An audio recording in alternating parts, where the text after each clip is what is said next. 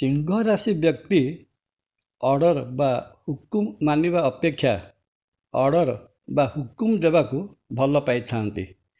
ସିଂହ ରାଶି ରାଶି କୁଣ୍ଡଳୀର ପଞ୍ଚମ ରାଶି। 2025 ମସିହା ଆରମ୍ଭ ହେବାକୁ ଯାଉଥିବା ଅବସରରେ ଆଜିକାର ଉପସ୍ଥାପନାରେ ଜାଣିବା 2025 ମସିହା ପାଇଁ ସିଂହ ରାଶିର ବାର୍ଷିକ ରାଶିଫଳ କେମିତି ରହିବ।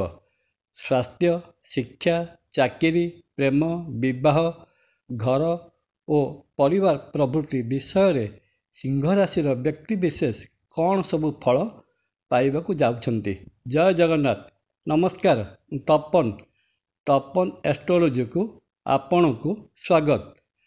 ବୈଦିକ ଜ୍ୟୋତିଷଶାସ୍ତ୍ର ଅନୁଯାୟୀ ଗ୍ରହ ଜଗତର ରାଜା ସ୍ୱୟଂ ସୂର୍ଯ୍ୟଦେବ ସିଂହ ରାଶିର ଅଧିପତି ହୋଇଥାନ୍ତି। ତେଣୁ ଦ୍ୱାଦଶ ରାଶି କୁଣ୍ଡଳୀରେ ସିଂହ ରାଶି ନିଜର ଏକ ସ୍ୱତନ୍ତ୍ର ପରିଚୟ ରଖିଥାଏ। ଅନ୍ୟ ଅର୍ଥରେ କହିବାକୁ ଗଲେ ସିଂହ ରାଶିର ବ୍ୟକ୍ତି ଯେଉଁ ସ୍ଥାନରେ ବସନ୍ତି ସେହି ସ୍ଥାନରେ ସେମାନଙ୍କ ପାଇଁ ସିଂହାସନ ତିଆରି ହୋଇଯାଏ। ସିଂହ ରାଶି ବ୍ୟକ୍ତି ଅର୍ଡ଼ର ବା ହୁକୁମ ମାନିବା ଅପେକ୍ଷା ଅର୍ଡ଼ର ବା ହୁକୁମ ଦେବାକୁ ଭଲ ପାଇଥାନ୍ତି।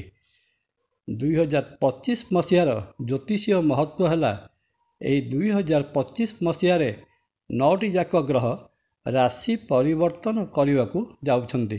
ପ୍ରଥମେ ଦେଖିବା ଶନି ମହାଗ୍ରହଙ୍କର ରାଶି ପରିବର୍ତ୍ତନ ଆପଣଙ୍କ ସିଂହ ରାଶି ଉପରେ କ'ଣ ପ୍ରଭାବ ପକାଇବାକୁ ଯାଉଛି।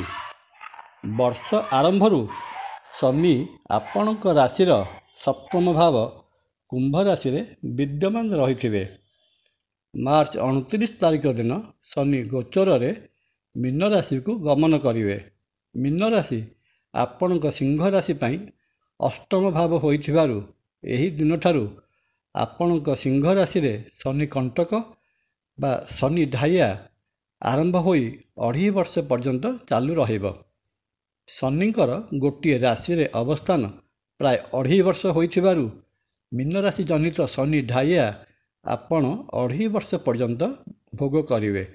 ମାର୍ଚ୍ଚ 29 ତାରିଖ ପର୍ଯ୍ୟନ୍ତ କୁମ୍ଭ ରାଶିସ୍ଥ ସପ୍ତମ ଶନି ଆପଣଙ୍କୁ ଆର୍ଥିକ, ବ୍ୟବସାୟ, ମିତ୍ର ଓ ଦାମ୍ପତ୍ୟ କ୍ଷେତ୍ରରେ ଯେଉଁ ସାମାନ୍ୟ ଭଲ ଫଳ ପ୍ରଦାନ କରୁଥିଲେ ତାହା 2025 ମାର୍ଚ୍ଚ ମାସ 29 ତାରିଖ ପରେ ଦୂର ହୋଇ ଏହିସବୁ କ୍ଷେତ୍ରରେ ନକାରାତ୍ମକ ବା ନେଗେଟିଭ୍ ଫଳ ପ୍ରଦାନ କରିବ।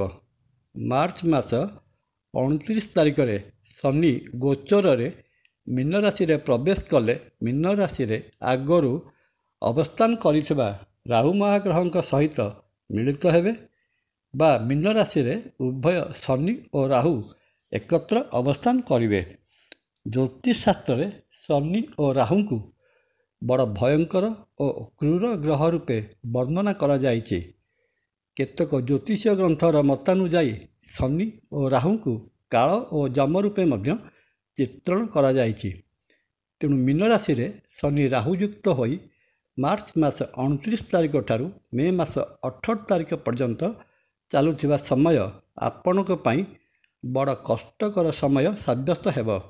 ଏହି ସମୟରେ ଆପଣଙ୍କ ସ୍ୱାସ୍ଥ୍ୟ ଉପରେ ବହୁତ ଖରାପ ପ୍ରଭାବ ପଡ଼ିବାର ସମ୍ଭାବନା ଅଛି। ଭୟଙ୍କର ରୋଗର ସାମନା କରିବାକୁ ପଡ଼ିପାରେ।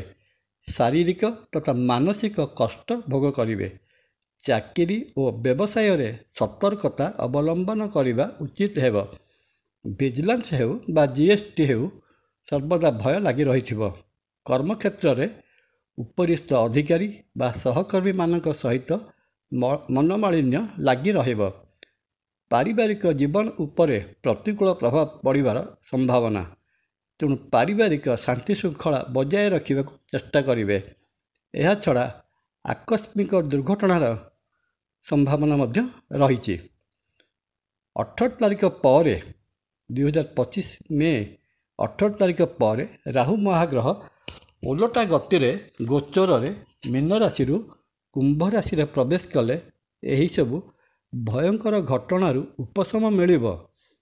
କିନ୍ତୁ 2025 ମସିହାର ଶେଷ ପର୍ଯ୍ୟନ୍ତ ମୀନ ରାଶିସ୍ଥ ଶନି ଆପଣଙ୍କୁ ଶନି କଣ୍ଟକ ବା ଶନି ଢାଇଆ ପ୍ରଦାନ କରିବାକୁ ଥିବାରୁ ସ୍ୱାସ୍ଥ୍ୟରେ ସବୁବେଳେ ଉତ୍ଥାନ ପତନ ଲାଗି ରହିବାର ସମ୍ଭାବନା।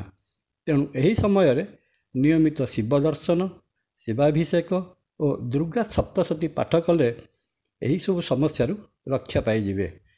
ତା ସଙ୍ଗେ ସଙ୍ଗେ ଶନି ମହାରାଜ ନ୍ୟାୟ ଓ କର୍ମର ଦେବତା ହୋଇଥିବାରୁ ସତ୍କର୍ମ, ସତ୍ ବିଚାରଧାରା ଓ ପରୋପକାର କରିବା ଆପଣଙ୍କୁ ଶନି ଓ ରାହୁଜନିତ କଷ୍ଟରୁ ରକ୍ଷା କରିବ।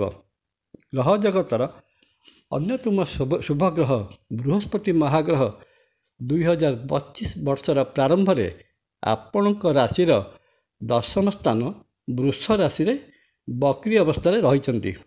ମେ ମାସ 14 ତାରିଖ ପରେ ବୃହସ୍ପତି ମହାଗ୍ରହ ଆପଣଙ୍କ ରାଶିର ଏକାଦଶ ସ୍ଥାନ ମିଥୁନ ରାଶିରେ ଗୋଚରରେ ପ୍ରବେଶ କରିବେ। ସିଂହ ରାଶିର ଦଶମ ସ୍ଥାନରେ ବକ୍ରି ବୃହସ୍ପତି 2025 ଫେବୃଆରୀ ମାସର ପ୍ରଥମ ସପ୍ତାହରେ ମାର୍ଗୀ ହେବେ। ଦଶମ ସ୍ଥାନଚ୍ୟୁତ ବୃହସ୍ପତି ଶିକ୍ଷା ଓ ଚାକିରି କ୍ଷେତ୍ର ପାଇଁ ଭଲ ଫଳ ପ୍ରଦାନ କରିଥାନ୍ତି ତ ବ୍ୟକ୍ତିବିଶେଷଙ୍କୁ ଧନୀ, ଯଶସ୍ୱୀ ଏବଂ ଉତ୍ତମ ଆଚରଣଯୁକ୍ତ କରାଇଥାନ୍ତି। ବ୍ୟକ୍ତି ଏହି ସମୟରେ ଗୃହସୁଖ, ଧନ, ବାହନ, ମାତୃସୌଖ୍ୟ ଓ ଉତ୍ତମ ମିତ୍ର ଲାଭ କରିଥାଏ। କିନ୍ତୁ ମନ ମଧ୍ୟରେ ଅଧିକ ଆତ୍ମବିଶ୍ୱାସ ଜାଗ୍ରତ ହୋଇ ଜାତକକୁ ସମୟ ସମୟରେ ଅହଙ୍କାରୀ କରିଦେବାର ମଧ୍ୟ ନଜିର ରହିଛି। 2025 ମେ ମାସ 14 ତାରିଖ ପରେ ବୃହସ୍ପତି ସିଂହ ରାଶିର ଏକାଦଶ ସ୍ଥାନ ମିଥୁନ ରାଶିକୁ ଆସିଲେ ବର୍ଷ ତମାମ ସେହି ମିଥୁନ ରାଶିରେ ଅବସ୍ଥାନ କରିବେ। ଗ୍ରହ ଜଗତର ସବୁଠାରୁ ଶୁଭ ଗ୍ରହ ବୃହସ୍ପତିଙ୍କ ମିଥୁନ ରାଶିରେ ଅବସ୍ଥାନ ଆପଣଙ୍କ ପାଇଁ ଉତ୍ତମ ସ୍ୱାସ୍ଥ୍ୟ, ଆର୍ଥିକ ଲାଭ, ଚାକିରି ବା ବାଣିଜ୍ୟ କ୍ଷେତ୍ରରେ ପ୍ରଭୂତ ଉନ୍ନତି, ପ୍ରେମ, ବିବାହ ଓ ପରିବାର ଓ ସନ୍ତାନ ଲାଭ ପାଇଁ ଚମତ୍କାର ଫଳ ପ୍ରଦାନ କରିବ। ଆଧ୍ୟାତ୍ମିକ ଓ ଅନ୍ତର୍ଜ୍ଞାନର ବୃଦ୍ଧି କରାଇବ। ଦେବତା ଦର୍ଶନ ତଥା ତୀର୍ଥ ଭ୍ରମଣର ମଧ୍ୟ ସୁଯୋଗ ଆଣିଦେବ। ମୋଟାମୋଟି ଭାବରେ କହିବାକୁ ଗଲେ ସିଂହ ରାଶିର ବ୍ୟକ୍ତିବିଶେଷ 2025 ମସିହାରେ ଶନି ଓ ରାହୁଜନିତ ଅଶୁଭ ଫଳ ବହୁ ପରିମାଣରେ ପାଇବାକୁ ଯାଉଥିବା ବେଳେ ଶୁଭଗ୍ରହ ଦେବଗୁରୁ ବୃହସ୍ପତି ମହାଗ୍ରହଙ୍କ ପ୍ରଦତ୍ତ ବିଶେଷ ଶୁଭ ଫଳ ପାଇବାକୁ ଯାଉଛନ୍ତି। ସେଥିପାଇଁ ଆପଣ ସିଂହ ରାଶିର ସମସ୍ତ ଶୁଭ ପାଇଁ ଆପଣ ପ୍ରତ୍ୟହ ସକାଳୁ ଗାଧୋଇ ସାରି ସୂର୍ଯ୍ୟ ମହାଗ୍ରହଙ୍କୁ ଜଳଦାନ କରନ୍ତୁ ବା ଅର୍ଘ୍ୟ ପ୍ରଦାନ କରନ୍ତୁ ଏବଂ ଆଦିତ୍ୟ ହୃଦୟ ସ୍ତୋତ୍ର ପ୍ରତ୍ୟହ ସକାଳୁ ପାଠ କରନ୍ତୁ। ତେବେ ସିଂହ ରାଶିର ବ୍ୟକ୍ତିବିଶେଷ ନିରୋଗ ରହିବା ସହିତ ସମସ୍ତ କ୍ଷେତ୍ରରେ ଶୁଭଫଳ ଲାଭ କରିବେ।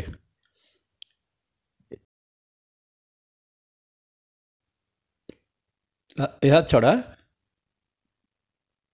କେଉଁ ସମୟ ଆପଣଙ୍କର ଏଇ 2025 ମସିହା କେଉଁ ସମୟରେ କ'ଣ ଘଟିବ ତାହା ଜାଣିବା ପାଇଁ ଆପଣ ନିଜ ଜନ୍ମଜାତକର ନାକ୍ଷତ୍ରିକ ଦଶାର ସାହାଯ୍ୟ ନେଇପାରନ୍ତି। କାରଣ ସିଂହ ରାଶିରେ 3 ଗୋଟି ନକ୍ଷତ୍ର ଯଥା ମଘା, ପୂର୍ବ ଫାଲ୍ଗୁନୀ ଓ ଉତ୍ତର ଫାଲ୍ଗୁନୀ ନକ୍ଷତ୍ର ଭୋଗ ହୋଇଥାଏ।